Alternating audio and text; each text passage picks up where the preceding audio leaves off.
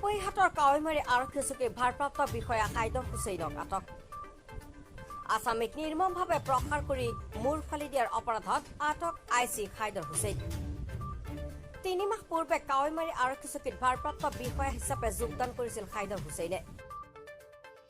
মাটিবাৰী সংক্ৰান্তীয় এক গোচৰত আটক কৰিছিল কৰৈগুৰিৰ পৰা বাবুল হকক কৰায়ত্ব কৰি বাবুলক গুৰুলাগুৰুলকৈ প্ৰসাৰ কৰে অতি নিৰ্মমভাৱে প্ৰসাৰ কৰা অভিযোগত নগাঁও আৰক্ষী অধীক্ষক লীনা দলেই হাইদৰ হুছেইনক আটক কৰি ৰূপহীহাট আৰক্ষীক চম্ভাই দিয়ে এতিয়া মোৰ সৰু ভাইটি আছিলে তাত পিছত মোক ফোন কৰিছে যে পিছত মই গৈছোঁ যোৱাৰ পিছত তাক মই পাইছোঁ অফিচাৰে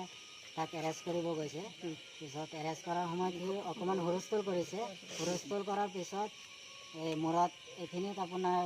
গাড়ী কিবা কিবি লাগিছে সেইকাৰণে অকণমান বাকলি উঠিছে মই এইখিনি দেখিছোঁ কি নাম আছিলে আপোনালোকৰ আপোনাৰ কি দাদা হয় বাবুল হক কোন হয় মোৰ ঘৰৰ ওচৰত দাদাই হয় তেওঁ কি মাটিবাৰী সংক্ৰান্তত আৰক্ষীয়ে ধৰিছিলে নেকি তেওঁক নাই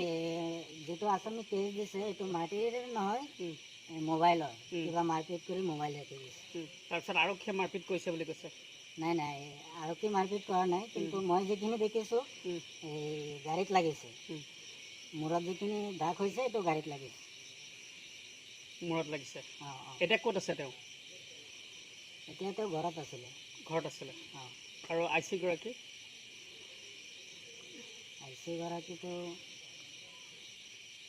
নাজানো ক'ত আছে নিশ্চিতভাৱে এইসকল লোক আমি আনিছে কিহৰ কাৰণে আনিছে গম নাপায় মইতো গম নাপাওঁ দেই কি কাৰণে অনা হৈছে আপোনালোকে গম নাপায় এতিয়া ক'ত আছে ক'ত তেওঁ নিশ্চিতভাৱে আৰু তাৰে দৃশ্যাৱলী আমি এই মুহূৰ্তত কি কাৰণে অনা হৈছে আপোনালোকে গম নাপায় এতিয়া ক'ত আছে ক'ত তেওঁ নিশ্চিতভাৱে আৰু তাৰে